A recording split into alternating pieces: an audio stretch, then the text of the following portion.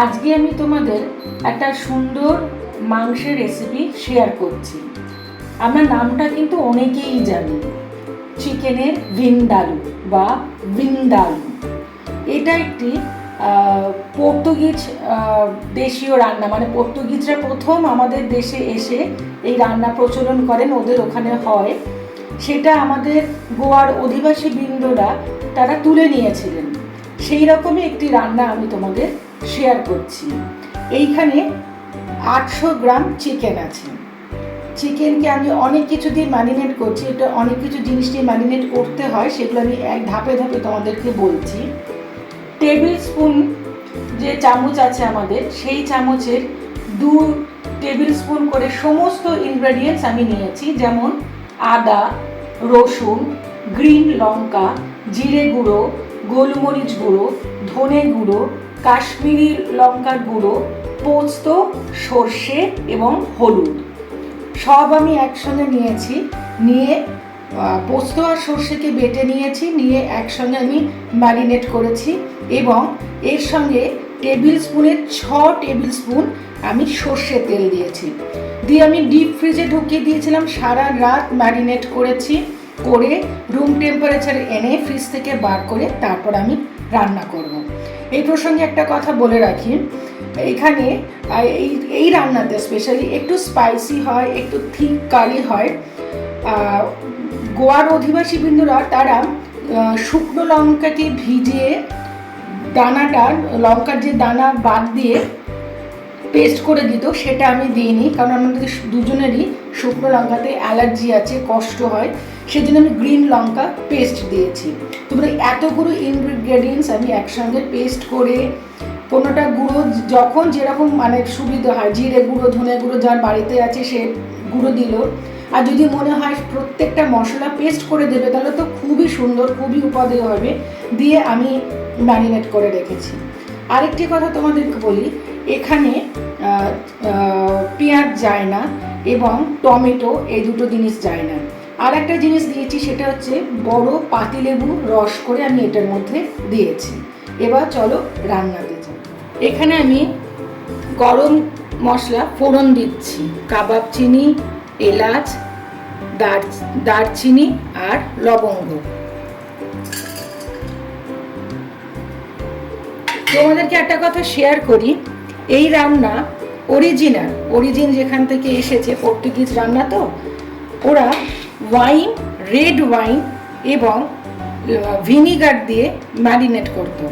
তো আমরা তো মানে ওয়াইন আমার বাড়িতে চল নেই, যারা ওয়াইন খান এবং পছন্দ করেন তারা অবশ্যই ওয়াইন দিয়ে ম্যারিনেট করতে পারেন। এখানে আমি নুন আর গরম মশলাটা দিলাম, একটুখানি গরম হবে আমি সর্ষের তেল দেবো। ম্যারিনেশনের সময় আমি বলেছি টেবিল স্পুন দিয়ে আমি 6 টেবিল স্পুন মতো তেল দিয়েছি, ম্যারিনেট করেছি।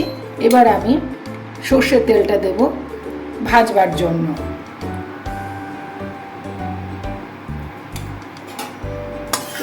খেতে খুবই উপাদেয় হয়। মূলত ফ্রাইড রাইস, পোলাও, লুচি, রুটি, পরোটা এর সঙ্গে খুব একটা ঝোল হয় না, একটু স্পাইসি কারি তো।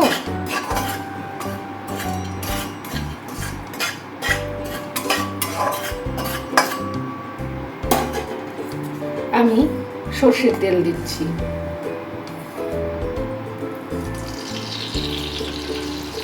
সাধারণত এই ভিন্ডালু কিন্তু পোর্ক ভিন্ডালু এবং ল্যাম্ব ভিন্ডালুই হয়ে থাকে, মানে যে দেশে যেটা নিয়ম আর কি। তো আমাদের বাঙালির সাধারণ বাড়িতে পোর্ক এবং ল্যামের চলটা খুবই কম আছে।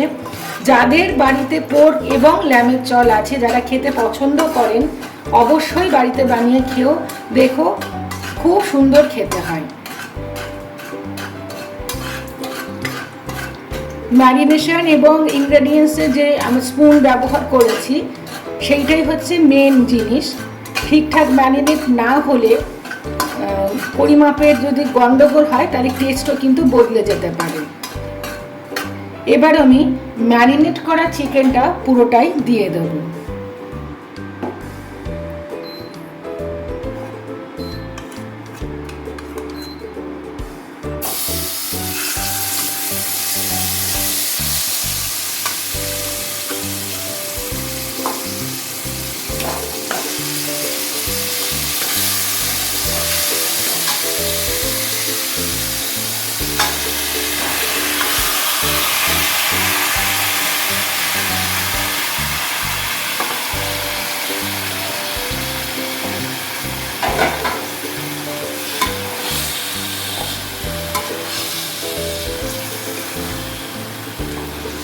খুব ভালো করে আমি কষবো। কষে প্রায় 20 মিনিটের মতন আমি একটু ঢাকা দিয়ে রাখবো মাংসটা সিদ্ধ হওয়ার জন্য। এখন আমি খুব ভালো করে এটাকে কষাবো। আমি 5-7 মিনিট খুব ভালো করে কষিয়ে নিয়েছি। তারপর মিনিট 20-র জন্য 20 থেকে 25 মিনিট মাঝখানে এসে আমি একবার অবশ্যই দেখে যাব যাতে ধরে না যায়। গ্যাসটাকে একদম লো ফ্লেমে করে দেব, দিয়ে আমি এটা সেদ্ধ হতে দেব। এই রান্না কিন্তু কড়াই ছাড়া খুব একটা ভালো টেস্ট আসবে না। আগেকার দিনে মানে যখন এগুলো বানানো হতো কাঠ কয়লায় বানানো হতো, তখন তো এরকম ছিল না, খুব সুস্বাদু হতো। আমি মিনিট 20 থেকে 25-এর মতন একটা টাইম দিয়ে আমি ঢাকা দিয়ে দিচ্ছি, মাঝখানে এসে দেখে যাব। ঢাকা খুলে দিয়েছি, তোমরা দেখতে পাবে তেল ছেড়ে গেছে। মাংস আমার মোটামুটি শেষের পথে এবং খুব সুসিদ্ধ হয়েছে, ম্যারিনেট করা ছিল ফ্রিজে।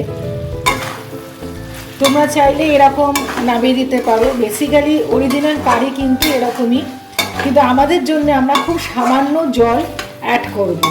তোমরা চাইলে নাই দিতে পারো। যে বাটিতে আমি ম্যারিনেট করেছিলাম সেই বাটিতেই আমি একটুখানি জল নিচ্ছি, ব্যাস।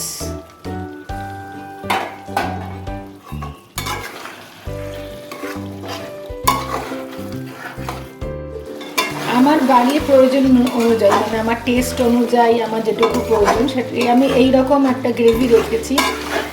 তোমরা যদি অথেন্টিকভাবে বানাতে চাও তাহলে আরও কমিয়ে দিতে পারো। এখন রান্না হচ্ছে এক এক বাড়ির এক একটা নিয়মে, হয়তো এটা এক্স্যাক্টলি বলা যায় না। তোমরা তোমাদের মতন করো। সবার শেষে আমি একটু দুপালা সর্ষের তেল ছড়িয়ে দেবো, যাকে বলে তো তেল কাটা রান্না, কিন্তু মানে একটু তেল তেলে ভাব। মাসে একদিন করে খাওয়াই যায়, কি বলো? আমি এবার সার্ভ করে দেবো। আমার তৈরি হয়ে গেছে চিকেনের ভিন্দালু। তৈরি হয়ে গেছে আমার চিকেনের ভিন্দালু।